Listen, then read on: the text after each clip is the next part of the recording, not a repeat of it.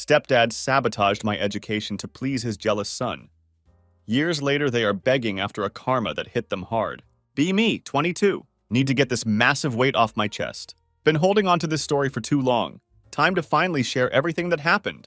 Buckle up, Anons. This is going to be a long one. Let me tell you about my background first. My dad was an absolute legend in quantum computing. One of those early 2000s tech pioneers. Got in when everything was just starting. Worked at one of the major research labs. Can't say which one for privacy, but think government-level stuff? Unlike other tech dads, he wasn't some workaholic who ignored his family. Have this crystal clear memory from when I was 9. It's 9:30 p.m. Dad just got home after a 14-hour day. Major project crisis at the lab. He looks completely destroyed. Can barely keep his eyes open. There I am, stuck on some geometry homework. Due the next morning. Instead of crashing on the couch like any normal person, this absolute Chad sits down with me for an hour, explains everything, even turns it into a mini lesson about how geometry relates to quantum states. That's just who he was. Always investing in my future. Always making time. We had this ancient ThinkPad. He rescued it from the lab's recycling program. Every weekend, he'd teach me programming. Started me with Scratch when I was 7. Moved to Python by 10. Created these little coding challenges. Made them into games. Looking back now, realize he was basically giving me a computer engineering degree before middle school. We weren't loaded, but lived comfortably. Nice suburb outside Chicago. Top-tier school district. Mom taught chemistry at the local high school. Still does, actually, but that's a story for later. We were the perfect little unit. Mom grading lab reports at the kitchen table. Dad teaching me coding on the ThinkPad.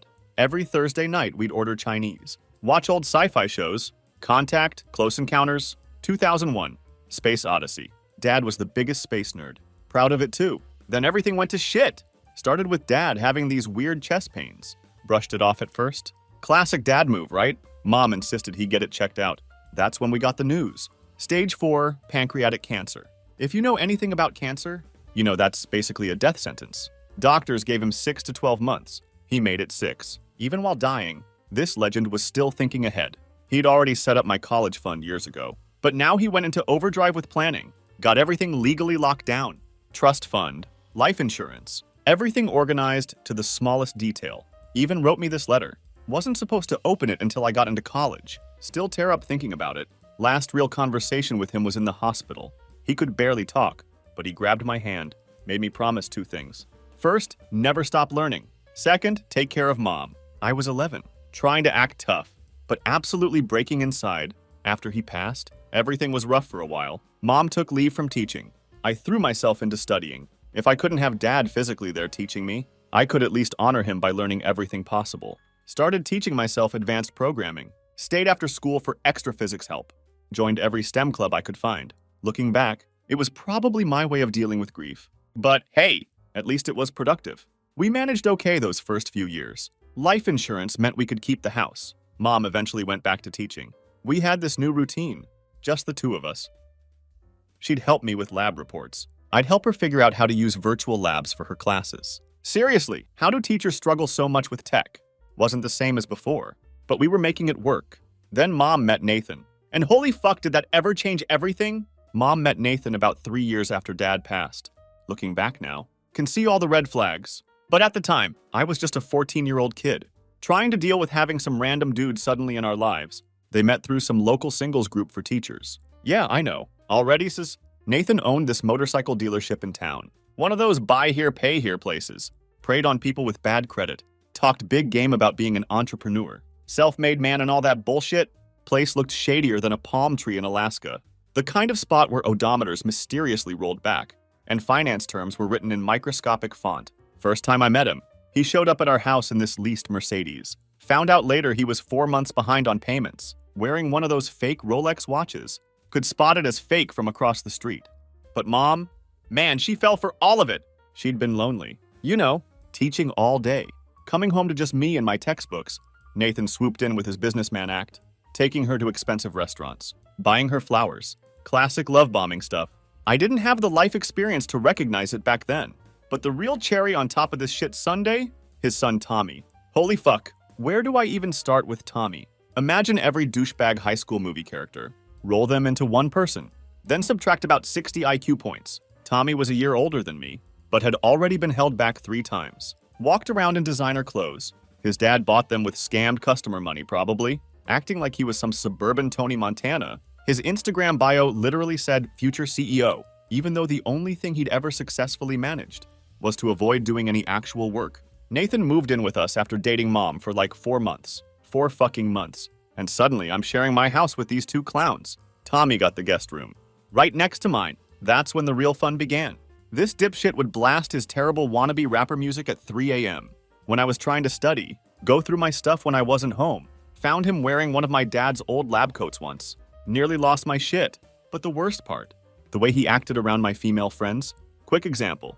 My friend Kate, not her real name, came over to work on a physics project. Tommy spent the entire time lurking around, making these disgusting comments. Later spread rumors at school about her. Had to stop having friends over because of his creepy behavior. Nathan wasn't any better as a stepdad. He'd try to give me these condescending life advice sessions, usually starting with, "Now champ, shut that champ shit down real quick." Told him straight up, I already had a dad, and he wasn't him. His favorite topic was how college is a scam, how I should learn real-world business from him instead. Yeah, because your dying motorcycle shop is totally the Harvard Business School of real life. Fuck off, Nathan. The worst part was watching Mom change. She used to be this strong, independent woman, taught her students about the scientific method, and questioning everything. But around Nathan, she turned into this completely different person, constantly seeking his approval, laughing at his stupid jokes, making excuses for his and Tommy's behavior. Tried to talk to her about it once, showed her the Better Business Bureau complaints about Nathan's dealership, told her about Tommy's creepy behavior. You know what she said? "We need to give them a chance. Nathan's had a hard life. Tommy just needs a mother's influence." Like, what about my hard life? What about the fact that I lost my dad? Now had to watch this discount Wolf of Wall Street wannabe take over our home.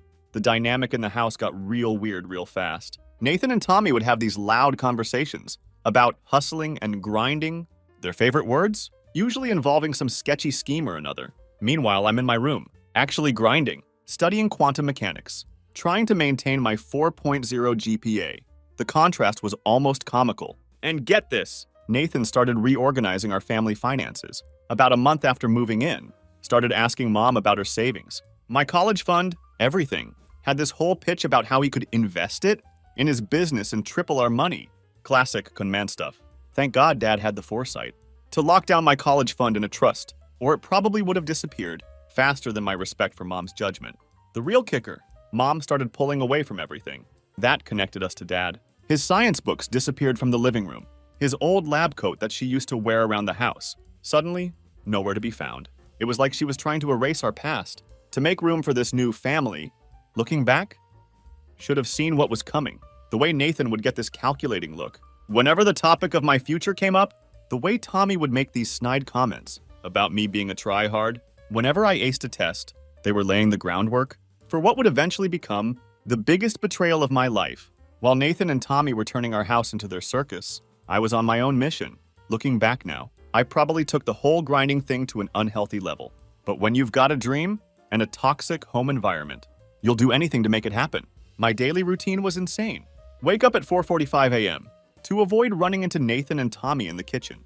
Nothing kills your appetite like watching Tommy shovel Fruit Loops into his face while bragging about his latest business idea, usually involved drop shipping fake Supreme merch, or whatever get-rich-quick scheme he'd found on TikTok that week. First period started at 7:30, but I'd get to school by 6:30 to use the physics lab.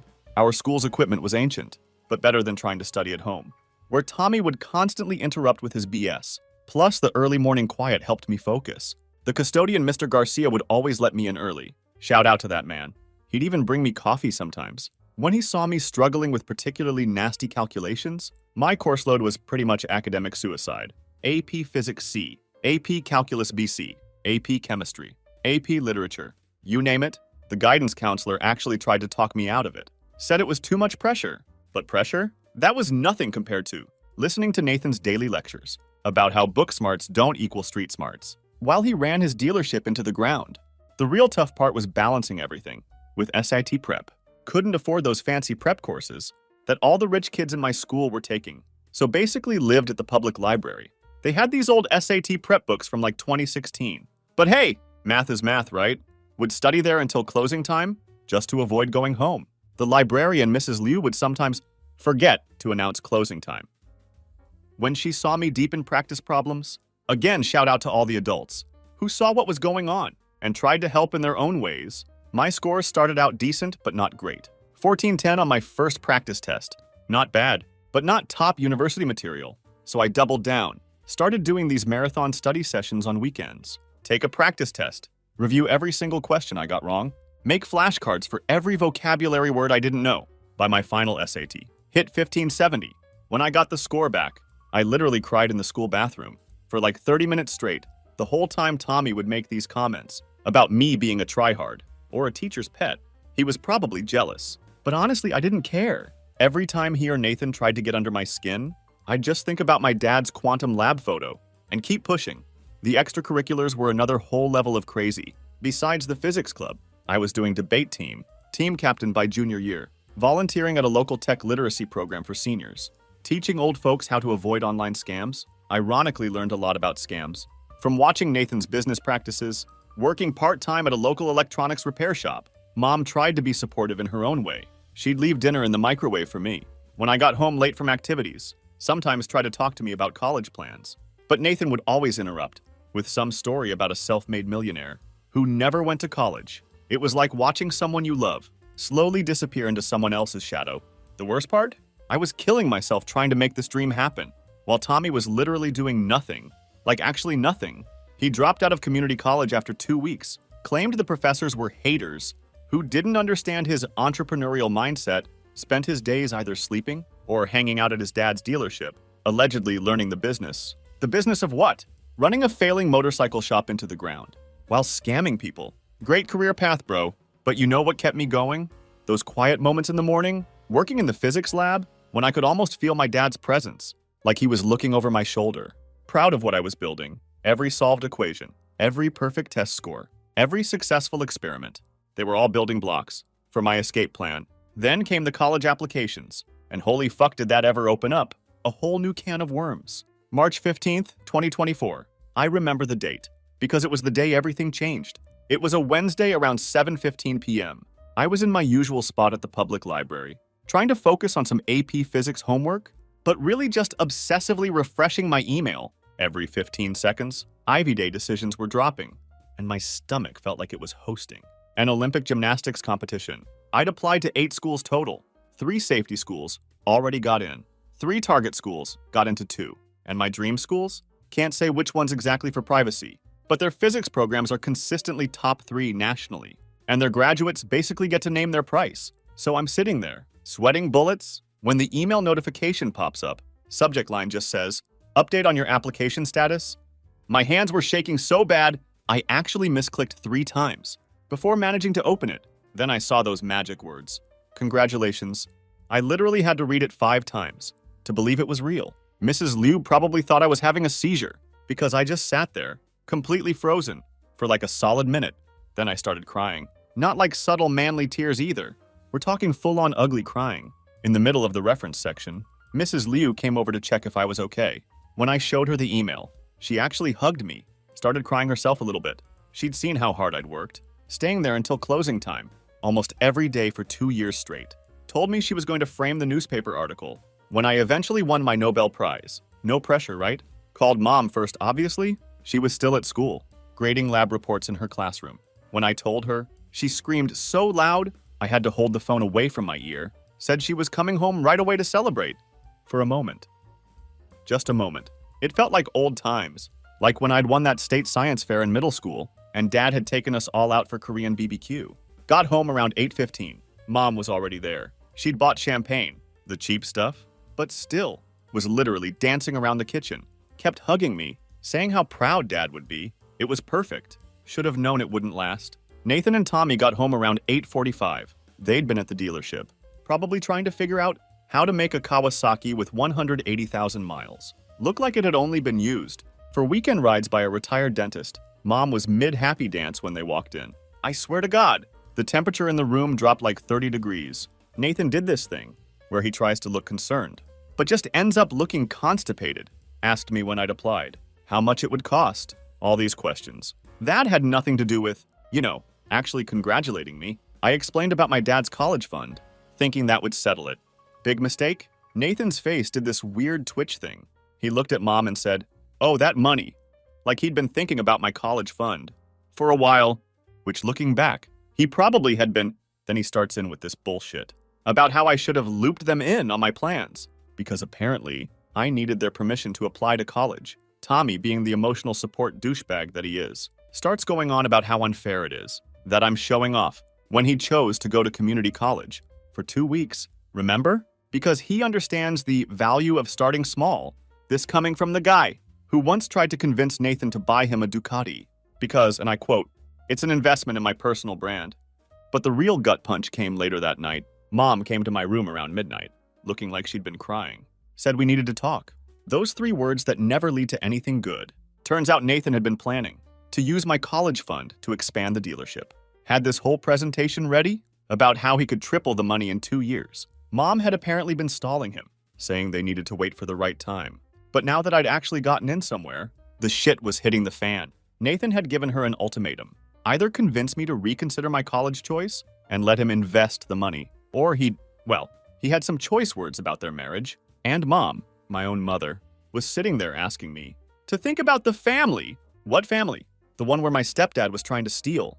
My dead father's last gift to me? Where my stepbrother spent his days making TikToks about being a future millionaire while actually contributing nothing to society? That family? I showed Mom the letter Dad had written me, the one I was supposed to open when I got into college. In it, he talked about how proud he was, how he knew I'd do great things, how the money he'd saved was his way of making sure I could chase my dreams without worrying about debt. Mom read it, cried some more, but still insisted we needed to find a compromise. That's when I realized this wasn't just about college anymore. This was about choosing between my dad's dreams for me and my mom's new life, between my future and Nathan's latest get-rich-quick scheme, between who I wanted to be and who they wanted me to become. And let me tell you, what happened next makes Game of Thrones look like a kindergarten playground dispute.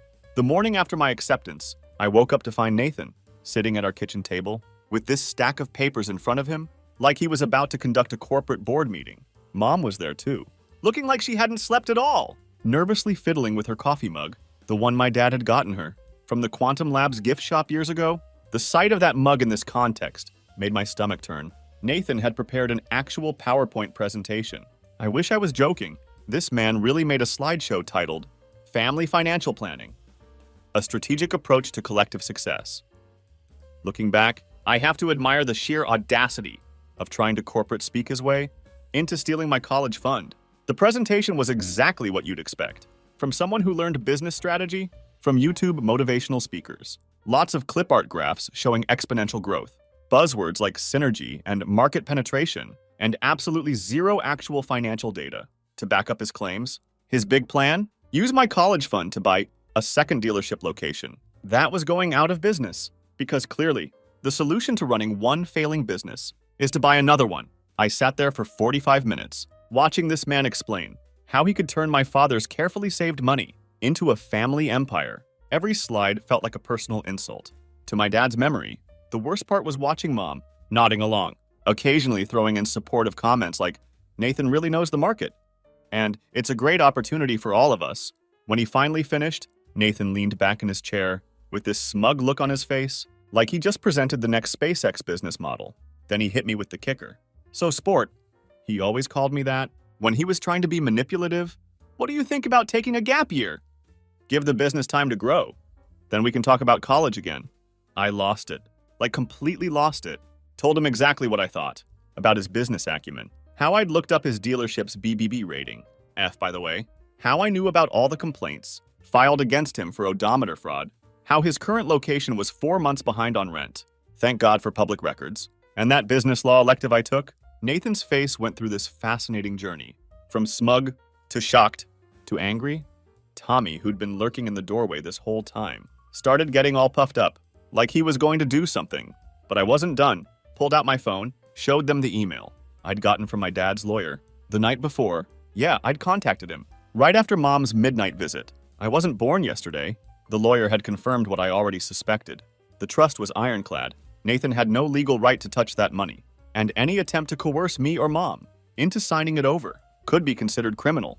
That's when things got ugly. Nathan started yelling about how I was tearing this family apart with my selfish attitude, rich words from a guy Trying to steal a dead man's savings from his kid. Tommy joined in, calling me every name in the book, and probably inventing some new ones. Mom just sat there, tears running down her face, occasionally mumbling something about finding a compromise. I looked at her and said something I still think about sometimes. Mom, what would Dad think if he could see you right now? The silence that followed was deafening. Then Nathan made his final play. He turned to Mom and said, "It's time to make a choice. Either your son learns to be a team player, or..."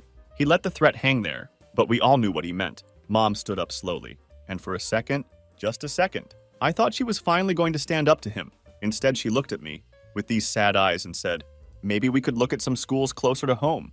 Something more affordable?" That was it. That was the moment I knew it was over. Not just my dream of going to my dad's alma mater, but my relationship with my mom as I knew it. She'd chosen Nathan, chosen the illusion of security he provided over her own son's future. Went up to my room. Started packing. Not everything. Wasn't stupid enough to let them know I was leaving for good. Just the essentials. My laptop. Some clothes. Dad's lab coat. And most importantly, all my important documents. Birth certificate. Social security card. Everything. Again, not my first rodeo. Called my best friend Oliver, whose parents had always treated me like a second son. They didn't even hesitate. Said I could stay with them as long as I needed. Oliver's dad, a retired Navy SEAL, who'd seen enough abuse in his time to recognize it, just said, "Pack your stuff, kid, we've got a spare room." The next few days were a blur of legal meetings, bank visits, and endless paperwork. Mom kept trying to reason with me, alternating between guilt trips. "How could you do this to me?" And promises. "We can work this out as a family." Nathan oscillated between threats and fake attempts at reconciliation. Tommy just glared at me whenever our paths crossed, probably realizing his dad's meal ticket was walking out the door. But you know what the craziest part was? In the midst of all this chaos, I felt this overwhelming sense of clarity, like I could finally see everything clearly. I wasn't just fighting for my college fund anymore. I was fighting for my dad's legacy, for my future, and most importantly, for myself. The day I finally left, I took one last look at my mom. She was standing in the doorway crying, begging me to stay. Nathan was behind her, trying to look concerned, but probably already calculating how to spin this to the neighbors. I just said, "Dad would be disappointed," and walked away. You know those movies where the main character gets into their dream school and suddenly everything's perfect? Yeah, real life doesn't work that way. Those first few months were some of the toughest of my life. Moving into my dorm was weird. While other kids had their whole families, helping them unpack, taking photos, crying about their babies growing up, I had Oliver and his parents. Don't get me wrong, they were amazing. But watching other families say goodbye hit different. Mom had texted asking if she could come. I left her on read. Then there was Lily, different from the Kate from high school, keeping names changed. Met her in quantum mechanics class. She's this absolute genius who could explain the most complex physics concepts, like she was teaching kindergarten. We started dating second semester. She was the first person I told the whole story to about Mom, Nathan. Everything. She just listened, didn't judge, then helped me solve a Schrödinger equation at 3 a.m. because that's what I needed to distract myself. But life has a way of not letting you forget your past. Mom kept trying to reach out. Birthday cards, Christmas cards, random texts asking how I was doing. Most of them went unanswered. The few times I did reply, it was just "I'm fine" or "thanks." Each message felt like picking at a scab that wasn't quite healed. Then came the internship season. Landing a top research lab internship is like trying to win the lottery while solving a quantum equation blindfolded. But somehow I did it. Got the offer email during my advanced QM class. The stipend was more than Nathan probably made in 4 months at his dealership. Found out later through Oliver that Nathan's dealership had finally gone under. Apparently, he tried to pull some shady financing. That backfired spectacularly. Tommy was working at a vape shop, still talking about being a future entrepreneur. Mom was still teaching.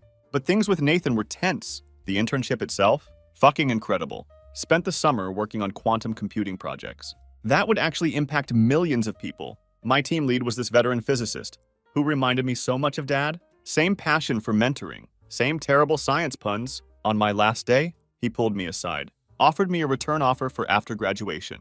The compensation package made my eyes water. That night, Mom texted, congratulating me on the offer. Turned out my project manager knew her through some teaching conference and had mentioned my performance. She said she wanted to visit. To make things right, said she had things she needed to tell me. I stared at that text for hours. Part of me wanted to ignore it, like all the others, but another part remembered. That little kid who used to grade lab reports with her, at the kitchen table, who'd help her set up virtual labs, who just wanted his mom back. I finally replied, "Okay, but we meet on my terms." Her response came seconds later. "Anything you want, I just want to see you." Life has a way of bringing things full circle. 4 years after I'd walked away from home, with nothing but a backpack and a dream, I found myself sitting in a coffee shop, near my apartment, waiting for my mom, the same mom who'd chosen her failing marriage over my future, who tried to convince me to give up my dreams for Nathan's schemes, was about to walk through that door. I'd picked this spot carefully, neutral ground, public enough to keep things civil, private enough for real talk. Plus, their matcha latte is actually good. Lily had offered to stick around nearby, just in case. But this was something I needed to handle solo. When Mom walked in, I almost didn't recognize her. She'd lost weight, looked older somehow.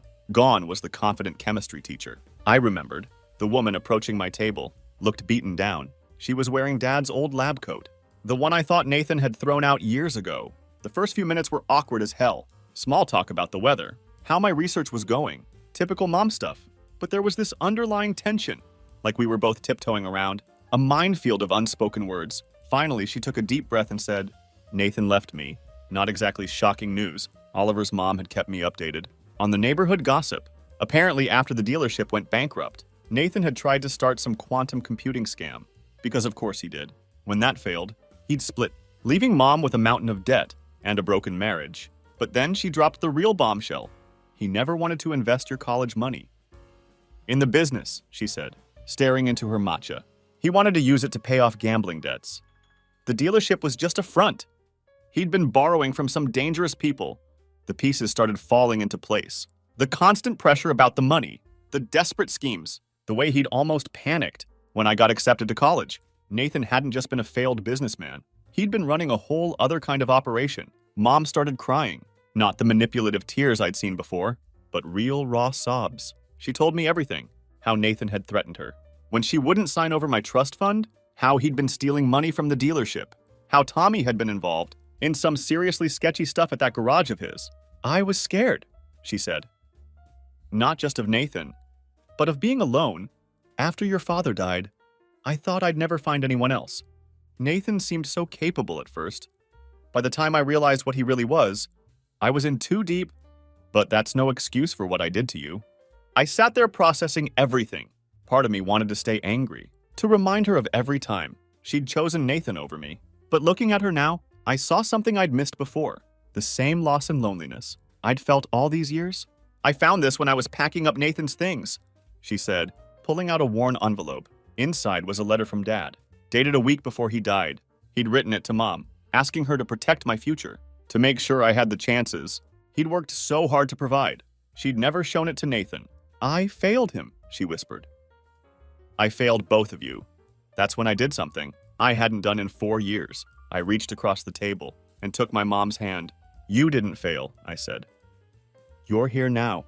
We talked for hours. Real talk, not the surface level stuff. From her texts and calls, she told me about going to therapy, about rebuilding her life post-Nathan. I told her about college, about Lily, about the research position. Then I asked her something that had been bugging me for years.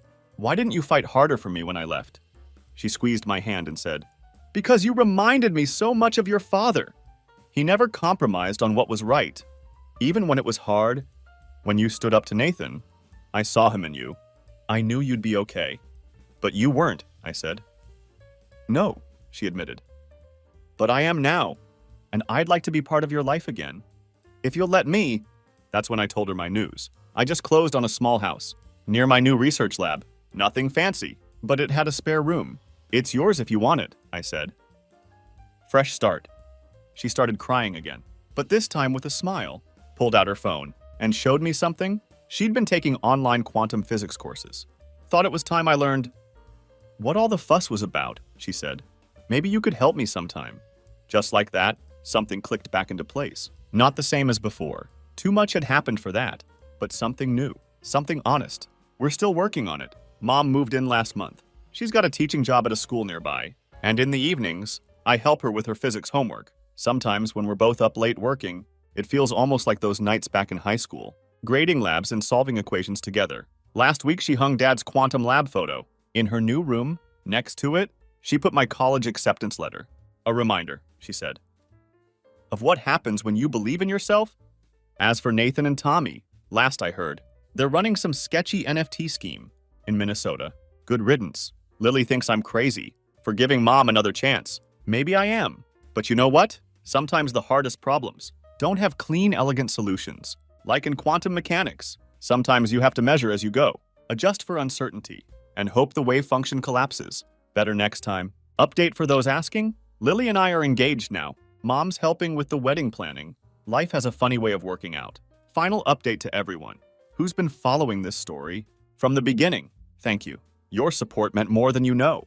Remember, sometimes the family you're born with needs a major quantum state adjustment, but that doesn't mean you have to collapse their wave function completely. P.S.